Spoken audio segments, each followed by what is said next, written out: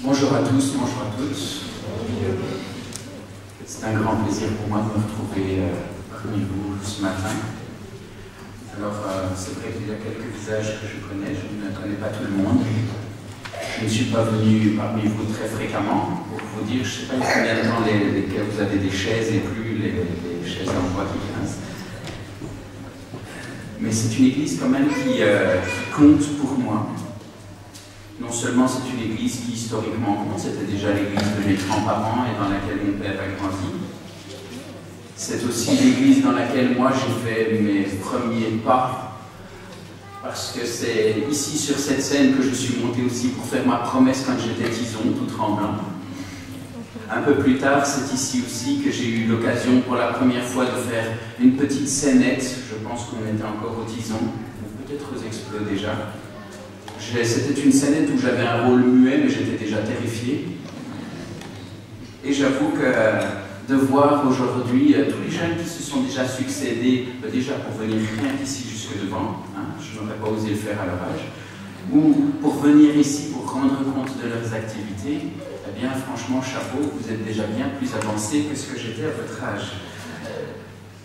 Tout ça pour vous dire, c'est une église qui me poursuit, c'est une église qui m'impressionnait. Quand j'étais jeune, j'avais peur un petit peu, c'était une église que je trouvais très très impressionnante. Arriver à Bruxelles-Centre, c'était quelque chose.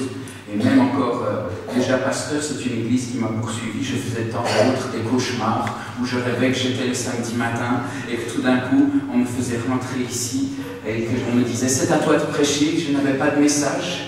Et voilà, on allait chanter, ça allait être à moi de parler.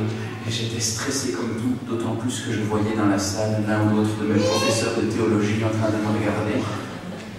Aujourd'hui, je n'ai plus détendu que je suis là parmi vous, parce que je sais aussi ce que je souhaiterais partager avec vous. C'est un message qui concerne peut-être un texte qui pourrait sembler un texte assez théorique. Un texte qui peut-être pourrait nous sembler avoir peu d'implications pratiques. Un texte que peut-être nous lisons et sur lequel nous passons assez rapidement comme étant des points de théologie. Mais qu'est-ce que cela peut nous apporter à nous aujourd'hui? J'aimerais, pour vous le faire découvrir, vous inviter à ouvrir vos Bibles.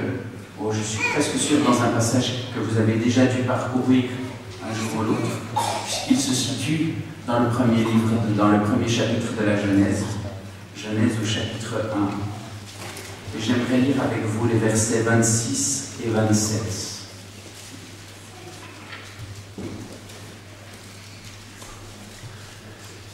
Genèse, chapitre 1, les versets 26 et 27. Le texte nous dit ceci. Puis Dieu dit, « Faisons l'homme à notre image, selon notre ressemblance, et qu'il domine sur les poissons de la mer, sur les oiseaux du ciel, sur le bétail, sur toute la terre, sur les reptiles qui rampent sur la terre. » Dieu créa l'homme à son image. Il le créa à l'image de Dieu. Il créa l'homme et la femme. J'arrête ici ma lecture. Dieu crée l'homme à son image. Mais qu'est-ce que cela peut bien signifier? Que le fait que nous soyons créés à l'image de Dieu. Qu'est-ce que c'est être créé à l'image de Dieu? Alors, est-ce que cela veut dire que parce que moi j'ai deux jambes, forcément Dieu doit avoir deux jambes? Parce que j'ai un nez, il a un nez comme moi? Que parce que j'ai des cheveux courts, il a des cheveux courts? Ah mais, problème, nous n'avons pas tous les mêmes têtes. Déjà, il y a déjà un petit obstacle qui se tient au fait qu'on nous dit que l'homme est créé à l'image de Dieu. On ne nous dit pas que Dieu a été créé à l'image de l'homme. Erreur que pourtant nous faisons à bien des égards quand nous réfléchissons à ce qu'est Dieu. Ce n'est pas parce que l'image fonctionne dans un sens que automatiquement elle fonctionne dans l'autre sens. J'aimerais, pour vous aider à comprendre cela et peut-être aller un petit peu plus loin sur ce que représente le fait d'être créé à l'image de Dieu, J'aimerais peut-être laisser pour un instant ce texte et vous inviter à me suivre. Alors vous allez avoir peut-être l'impression pendant un moment qu'on va s'éloigner de ce thème d'être créé à l'image de Dieu, mais ne vous inquiétez pas, on va y revenir. Je voudrais tout cela vous montrer quelques petites images. Alors, de quoi s'agit-il? Une main. Ok? Regardez, on voit ici, c'est une main, elle est dessinée. Bon, celle-ci aussi, c'est déjà un dessin un peu plus élaboré. Oh, celle-ci me semble pas mal aussi. Oh, j'en ai encore une. C'est toujours un dessin. Vous l'avez compris, vous m'avez dit il s'agit d'une main, mais est-ce qu'il s'agit réellement d'une main? Est-ce qu'il y a une main? Est-ce que j'ai coupé une main ou j'ai été affiché là? Il n'y a pas une main, donc c'est quoi? Un dessin, une image.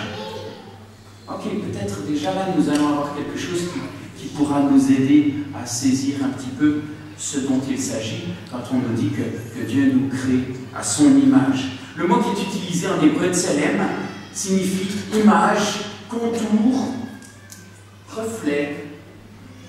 Peut-être nous sommes appelés à être une image, un reflet, un contour qui peut-être va parler aussi un petit peu de ce qu'est Dieu.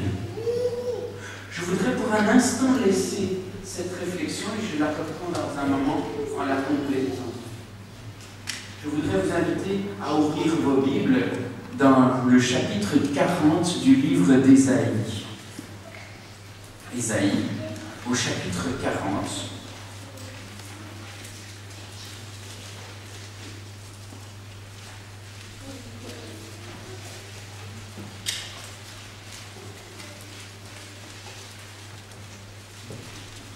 Ésaïe chapitre 40 et nous lirons ensemble les versets 18 à 20. Vous allez me dire, mais quel est le rapport? Ésaïe 40, 18 à 20, le texte nous dit ceci. À qui voulez-vous comparer Dieu? Et quelle image ferez-vous son égal? C'est un ouvrier qui fond l'idole, c'est un orfèvre qui la couvre d'or et y soude des chaînettes d'argent. Celui que la pauvreté oblige à donner peu choisit un bois qui résiste à la vermoulure. Il se procure un ouvrier capable pour faire une idole qui ne branle pas. Un petit peu plus loin, au chapitre 41, les versets 6 et 7 nous parlent toujours de ce processus qui est celui par lequel des hommes vont chercher à faire une idole.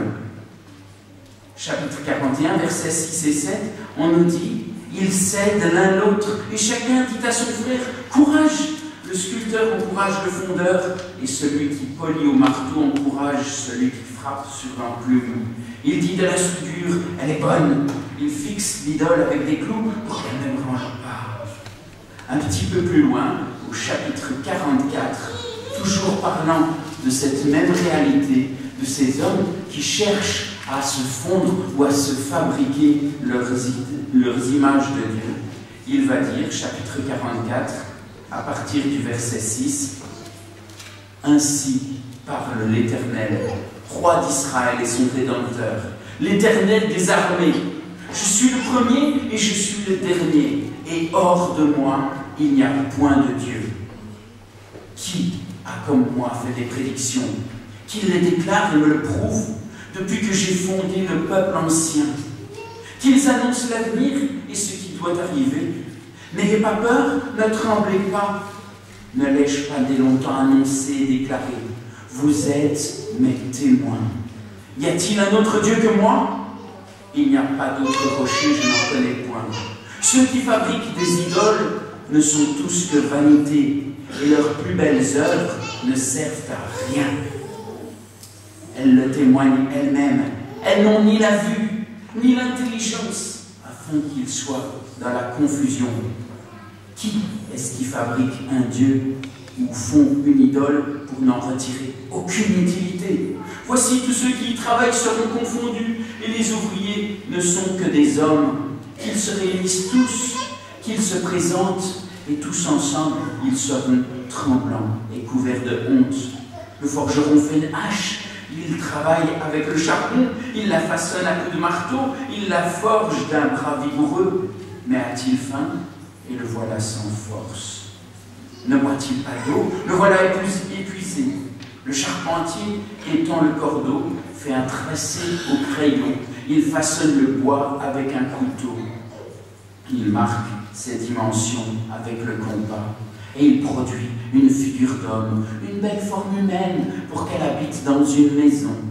Il se coupe des cèdres, il prend des rouvres et des chênes et fait un choix parmi les arbres de la forêt.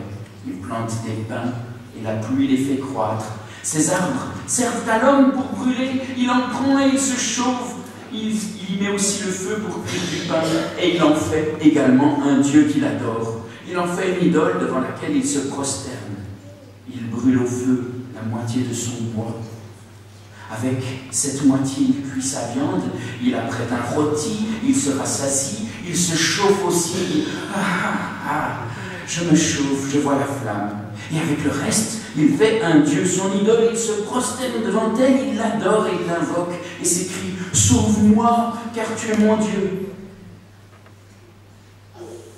Un texte interpellant qui nous montre un processus totalement à l'opposé de celui qui est écrit pour nous dans le livre de la Genèse. Dans le livre de la Genèse, on nous parle d'un Dieu qui a souhaité faire un homme à son image. Dans le livre d'Ésaïe, on nous montre ici des hommes qui veulent se faire un Dieu à leur image. Des hommes qui ont envie de sculpter Dieu et de se le faire comme ils se l'imaginent. Et je voudrais vous montrer certaines petites images, des images de petites idoles, certaines en pierre qui ont été sculptées, d'autres ont été fondues en métal. Ça, ce sont des dieux qui sont faits, des idoles qui ont été faites à Java. D'autres encore, vous voyez qu'il y a toutes sortes de styles différents. La plupart du temps, ces idoles sont fabriquées par des gens pour pouvoir être gardées à la maison. On veut garder son Dieu avec soi, à sa disposition. On veut garder son Dieu sous la main. Et je me suis laissé dire que, oui c'est vrai, il y a dans certains temps des statues monumentales de Dieu, mais la plupart du temps, les gens qui se faisaient fabriquer ou qui se fabriquaient une idole eux-mêmes, eh bien, je me suis laissé dire qu'ils la fabriquaient toujours plus petite qu'eux. C'est malin. On veut un Dieu qui va nous sauver, un Dieu qui veut être puissant, mais on aimerait quand même qu'il soit plus petit que nous. Qu'on puisse garder la maîtrise dessus, qu'on puisse le tenir dans le creux de notre main, qu'on puisse le déménager avec nous et l'emmener partout où nous allons. C'est pratique. Un Dieu de poche, un Dieu que l'on peut utiliser comme bon nous semble. D'un côté, un Dieu qui nous crée et qui nous invite à être son image. Parce que c'est bien de cela qu'il s'agit dans le texte de la Genèse. Ce n'est pas quelque chose qui me renseigne sur la forme ou l'apparence de Dieu, mais quelque chose qui me transmet une invitation, un programme de la part de Dieu. Dieu souhaite que nous soyons ses images, que nous soyons images de Dieu dans le monde. Frère Bernard, tu le disais encore tout de suite dans ta prière, nous sommes ambassadeurs, nous sommes appelés à être des ambassadeurs de Dieu. Nous sommes appelés à être ses représentants. Nous sommes appelés à être à son image, ici, là où il nous place.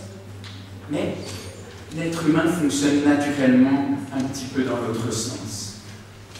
Nous aimons bien aussi fonctionner dans le sens des idoles. Nous faire un Dieu que nous puissions maîtriser. Nous faire un Dieu sur lequel nous gardons un contrôle total.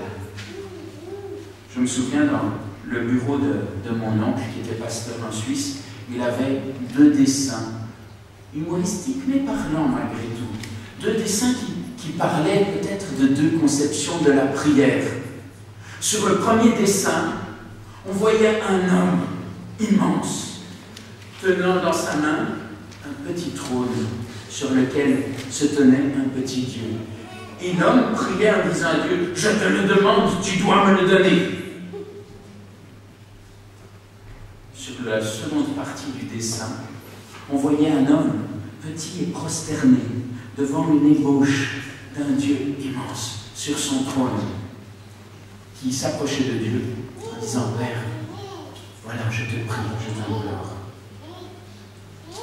Deux optiques, mais deux optiques qui parfois se retrouvent aussi dans notre manière de vivre ou dans notre manière de penser Dieu, dans notre manière de vivre notre foi.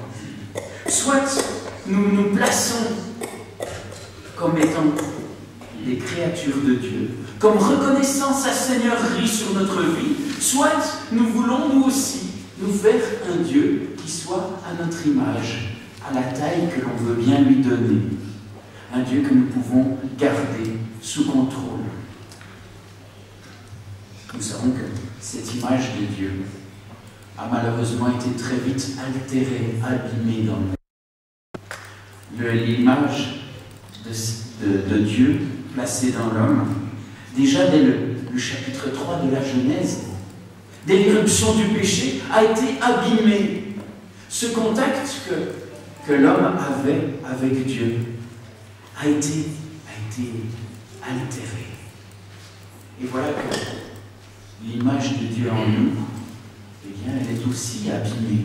Nous n'avons plus le contact aussi facile. La Bible dit que nous cherchons dès lors, mais que nous cherchons à tâtons, que nous continuons à essayer de découvrir qui est Dieu, de nous approcher de lui, parfois maladroitement. Mais il y a une bonne nouvelle. Il y a une bonne nouvelle, et cette bonne nouvelle nous est retransmise par le Nouveau Testament. C'est que un des objectifs de Dieu en envoyant Jésus sur terre est de pouvoir aussi restaurer en nous cette image qui a été abîmée par le péché.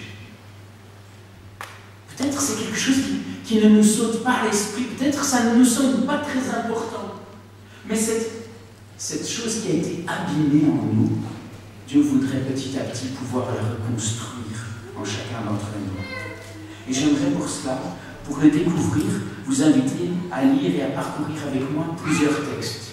Je suis désolé, vous aurez eu peut-être moins d'images que d'exercices avec les doigts, mais je vais vous donner quelques crampes encore, nous avons encore quelques textes à parcourir. J'aimerais tout d'abord vous inviter à ouvrir vos Bibles dans Colossiens. Colossiens au chapitre 1.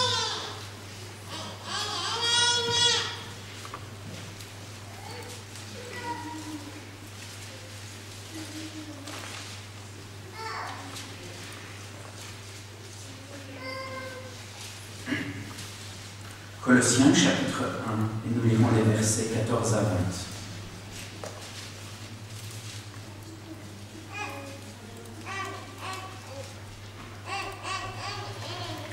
Le Fils est l'image du Dieu invisible, le premier-né de toute la création, car en lui ont été créées toutes choses qui sont dans les cieux et sur la terre, les visibles et les invisibles, trône, dignité, domination, autorité.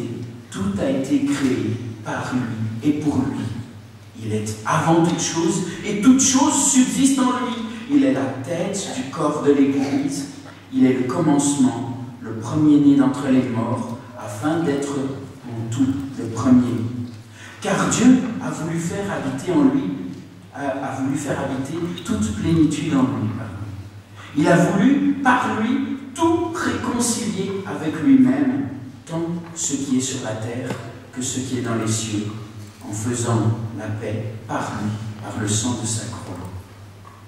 Nous voyons ici que Jésus, image de Dieu, a aussi, dans la volonté de Dieu, comme objectif de pouvoir nous réconcilier, nous ramener au contact avec Dieu, au travers de l'œuvre accomplie par Jésus.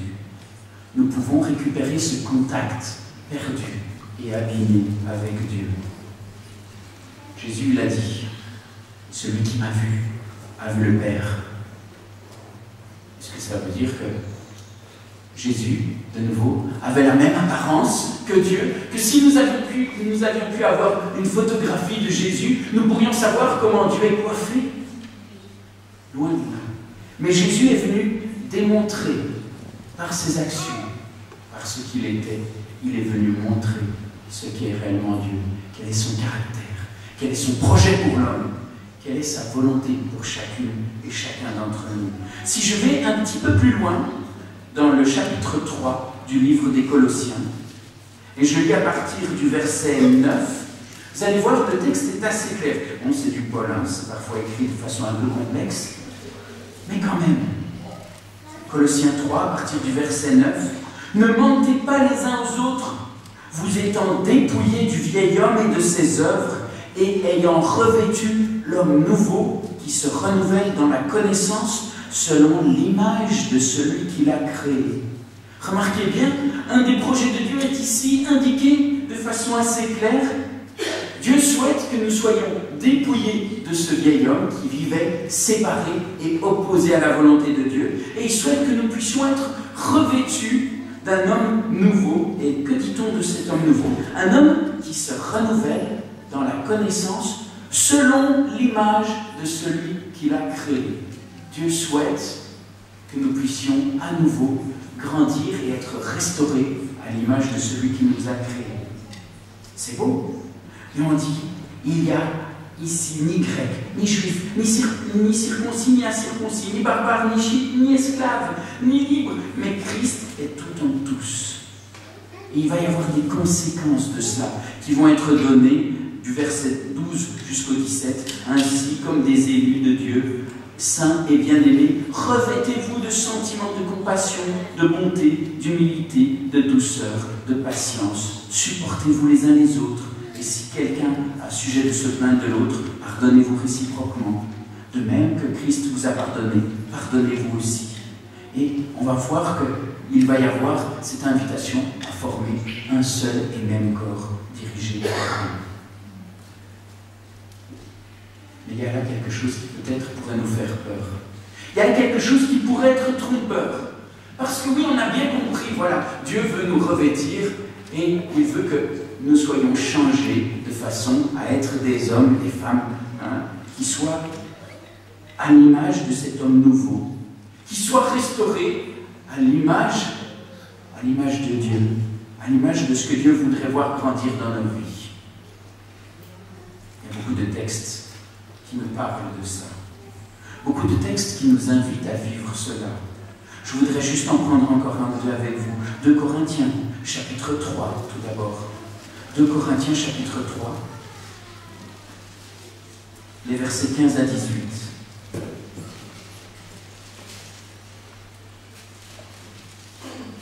Et nous lisons 2 Corinthiens, chapitre 3, 15 à 18. Jusqu'à ce jour, quand on lit Moïse, un voile est jeté sur leur cœur. Mais lorsque les cœurs se convertissent au Seigneur, le voile est ôté. Or, le Seigneur, c'est l'Esprit. Et là où est l'Esprit du Seigneur, là est la liberté. Nous tous, dont le visage découvert reflète la gloire du Seigneur, nous sommes transformés en la même image, de gloire en gloire, par l'Esprit du Seigneur.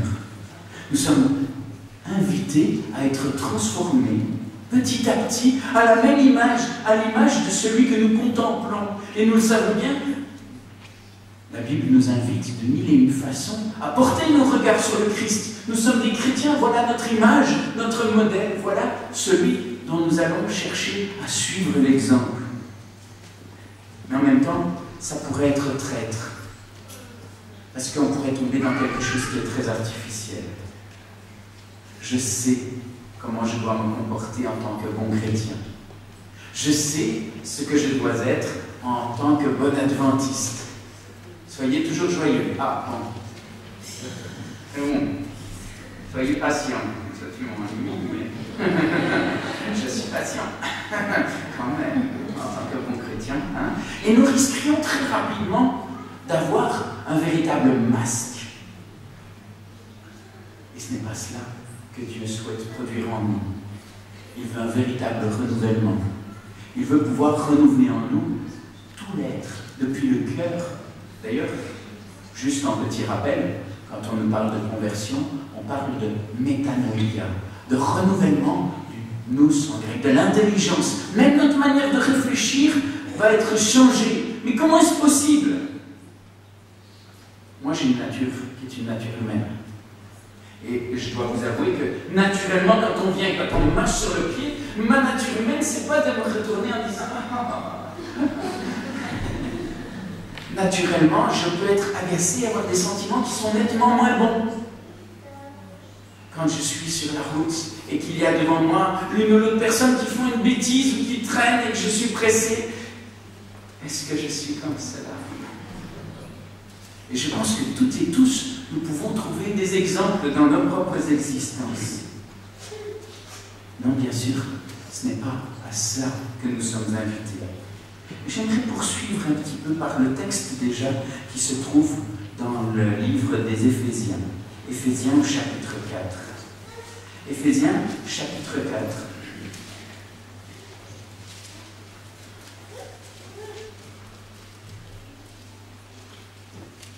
Qui de nouveau va nous inviter à cette même dynamique. Éphésiens chapitre 4, à partir du verset 17, nous lisons « Voici donc ce que je dis et ce que je déclare dans le Seigneur. Vous ne devez plus marcher comme les païens qui marchent selon la vanité de leurs pensées. Ils ont l'intelligence obscurcie, ils sont étrangers à la vie de Dieu à cause de l'ignorance qui est en eux, à cause de l'endurcissement de leur cœur. Ayant perdu tout sentiment, ils se sont livrés au dérèglement pour commettre toute espèce d'impureté jointe à la cupidité. Mais vous avez appris. Ce n'est pas ainsi que vous avez appris Christ, si du moins vous l'avez entendu. Et si conformément à la vérité qui est en Jésus, c'est en lui que vous avez été instruits à vous dépouiller par rapport à votre vie passée, du vieil homme qui se corrompt par des convoitises trompeuses, et à être renouvelé dans l'esprit de votre intelligence et à revêtir l'homme nouveau, créé selon Dieu dans une justice et une sainteté que produit la vérité. C'est pourquoi, de nouveau, tout un tas de conséquences. C'est pourquoi renoncer au mensonge, que chacun de vous parle selon la vérité à son prochain, et ainsi de suite. Et il va y avoir toutes sortes de conséquences qui vont être données jusqu'au chapitre 5 et au verset 2. Relisez-les si vous avez le temps. Vous allez voir tout ce que cela doit produire. C'est le Saint-Esprit. C'est le Saint-Esprit présent dans nos vies qui peut changer et toucher nos cœurs. Et comment pouvons-nous être changés en profondeur pour que ça ne soit pas simplement un travail d'apparence? Vous vous souvenez, Jésus a dit les apparences, ce n'est pas franchement ça qui m'intéresse. Il l'avait dit aux pharisiens déjà. Vous vous occupez de l'apparence de l'extérieur. Dieu regarde à ce qu'il y a à l'intérieur. Alors, pour nous, qu'est-ce qui intéresse? Qu'il y ait simplement un joli sourire d'apparence ou que cela soit transformé? Que l'on puisse véritablement être transformé, qu'il puisse y avoir un renouvellement de nos cœurs. Comment cela est-il possible? Soit on va essayer de le produire nous-mêmes, et je vous garantis quasi à toutes et à tous, à moins que vous trouviez une formule magnifique, et dans ce cas-là, téléphonez-moi, mais sinon, je vous garantis quasi toutes et tous que vous allez tomber dans une dynamique qui va vous épuiser et qui va vous décevoir. On essaye de faire la volonté de Dieu. Voilà, je sais que c'est ça la volonté de Dieu. J'essaie. Et j'y arrive pas et je me décourage. Et à ce moment-là, je me dis que je suis nul. Je n'arriverai jamais à être comme Dieu l'attend. C'est pas possible. Comment est-ce que je vais faire? Et très souvent, on a des expériences qui sont semblables à cela. On se décourage de nous-mêmes. Alors que cette dynamique, elle est clairement indiquée dans plein de textes dans le Nouveau Testament. Jésus va dire « Je suis le cep et vous êtes les sarments ». Il faut être attaché à Dieu pour pouvoir nous-mêmes vivre de ce qui nous vient de lui. Si nous nous attachons à celui qui doit nous nourrir et nous transformer, alors nous pourrons porter des fruits qui viennent de lui. Pourquoi dire que toute gloire revient à Dieu? En quoi toute gloire revient à Dieu si c'est moi qui, parce que je suis bien brave et bien obéissant, j'applique la volonté de Dieu et que je suis meilleur que les autres? Mais il n'y a aucune gloire à Dieu, gloire à moi alors. Mais c'est pas ça que la Bible nous enseigne. Et c'est pas ça que notre expérience souvent nous montre. Bien souvent, quand nous nous essayons, on se prend le nez contre des portes. On a des échecs les uns derrière les autres. Nous sommes invités à chercher à nous. Paul le dirait en disant « Approchez-vous de Dieu et le mal fuira loin de vous. » amener toute pensée captive à Christ. Chercher en toutes circonstances à avoir le contact avec Dieu. C'est là qu'est l'objectif principal de notre combat. Nous devons chercher le contact et à grandir dans notre relation avec lui, afin que lui puisse réaliser en nous ce qu'il juge convenable, petit à petit, pour nous transformer. Si nous essayons tout seuls, l'échec est garanti. Mais si nous prenons une boussole de qualité pour pouvoir le faire, alors nous avons bien plus de chances d'arriver à destination. Et cette boussole, peut-être, elle nous est donnée dans l'épître de Jacques. Jacques au chapitre 1. Et Jacques, au chapitre 1, les versets 22 à 25, nous disent ceci. Mettez en pratique la parole. Je vais un peu trop vite, excusez-moi, je vais prendre mon texte. Jacques 1, versets 22 à 25. Mettez en pratique la parole et ne vous bornez pas à l'écouter en vous trompant vous-même par de faux raisonnements. Car si quelqu'un écoute la parole et ne la met pas en pratique, il est semblable à un homme qui regarde dans un miroir son visage naturel et qui, après s'être regardé, s'en va et oublie aussitôt comment il était. Mais celui qui aura plongé ses regards dans la loi parfaite, la loi de la liberté, je ne parle pas de loi d'esclavage, et qui aura persévéré, n'étant pas un auditeur oublieux, mais se mettant à l'œuvre, celui-là sera heureux dans son activité. Nous avons besoin de nous accrocher à la parole de Dieu comme étant une boussole et une référence pour pouvoir voir dans quel sens progresser. Parce que ce n'est pas toujours évident. Quelle image nous avons de Dieu? Qu'est-ce que Dieu souhaite pour nous? Tous et toutes, si on nous interroge sur différents sujets, nous avons des images différentes. Peut-être. Voilà, ça c'est une image, peut-être une statuette du culte de Baal qui a été faite à l'époque du peuple d'Israël. Mais peut-être, je voudrais vous montrer l'un ou l'autre sondage. Des sondages, bon, ce sont des journaux qui datent de l'époque d'Élie. Voilà. Un journal de l'époque d'Élie. Vous voyez là le portrait d'Élie qui pose problème au peuple. Et qu'est-ce qu'on nous dit dans ce journal? Encore des problèmes avec Élie. Élie un petit peu trop intransigeant. Élie qui souhaite être fidèle à Dieu.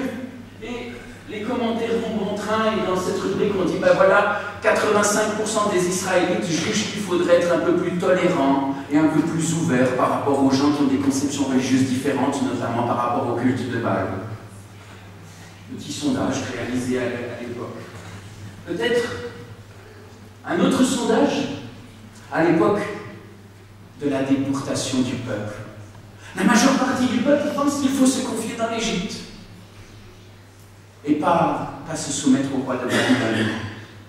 Donc tournons-nous Bon, je ne vais pas vous lire tout le texte, hein, mais vous avez compris. Tournons-nous vers le Pharaon, il va nous délivrer. Allons chercher du secours auprès de lui, allons nous abriter en Égypte.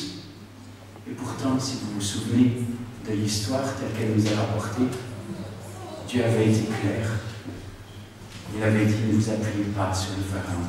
Soumettez-vous au roi de Babylone et je vous ferai trouver grâce à ses yeux. Et qu'est-ce que disent les représentants du peuple juste après? Non, c'est pas Dieu qui t'a parlé comme cela. C'est un tel ou un tel qui t'a inspiré pour le dire. Pourquoi? Pourquoi cela? Parce que bien des fois, ce à quoi nous invite Dieu, ce à quoi nous confronte ce message de Dieu, eh bien ce sont des choses qui peuvent nous déranger. C'est des choses qui vont à l'opposé de notre volonté. Jusqu'où sommes-nous capables de suivre Dieu? Sommes-nous dans une dynamique où nous voulons nous mettre, nous, comme étant des enfants de Dieu, étant progressivement restaurés à son image et amenés à sa ressemblance? Ou avons-nous tendance dans notre vie quotidienne à tirer Dieu pour le calquer et le faire rentrer dans ce que nous sommes, dans nos pensées, dans notre manière de réfléchir? Et c'est une question qui est loin d'être aussi innocente que ce qui nous pourrait paraître. Elle a de nombreuses implications.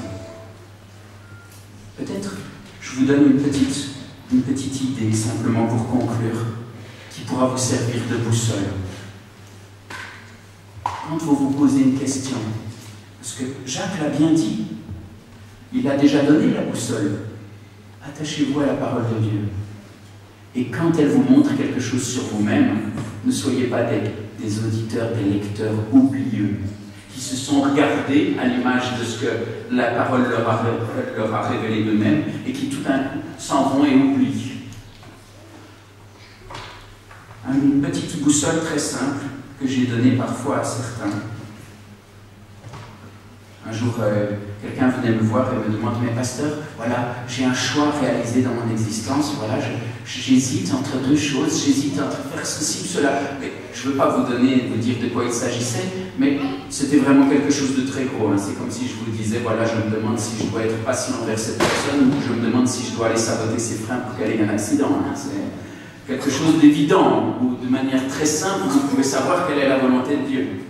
Et je lui ai posé la question de savoir « Mais qu'est-ce que tu es prêt à entendre comme réponse? Qu'est-ce que tu es prêt à entendre comme réponse? » Parce que bien souvent, il nous est difficile de suivre Dieu parce que dans nos cœurs, nous avons déjà choisi ce que nous voudrions entendre. Parce que Dieu a des difficultés à pouvoir nous conduire dans une direction où nous avons déjà décidé que nous ne voulions pas aller. Parce qu'il est difficile à nous transformer en quelque chose que nous ne souhaitons pas être. Peut-être qu'il y a des moments où, quand nous lisons la Bible, nous nous disons « Ah bah, la Bible, elle exagère quand même, ça c'est quand même un peu fort. » Posez-vous la question, à ce moment-là, de savoir si ce que vous trouvez trop fort ou trop exagéré, si c'est faux parce que c'est faux, ou si c'est faux parce que ça vous dérange d'accepter que c'est vrai. Posez-vous simplement cette question-là et répondez pour vous-même. Et je suis certain qu'en grandissant dans la connaissance de Dieu, dans le contact avec lui, dans la prière, dans la lecture de la parole, petit à petit, Dieu aura à cœur et il mènera à bien cette restauration de son image qu'il veut accomplir en chacun d'entre nous. Que Dieu nous garde et qu'il nous guide. Amen.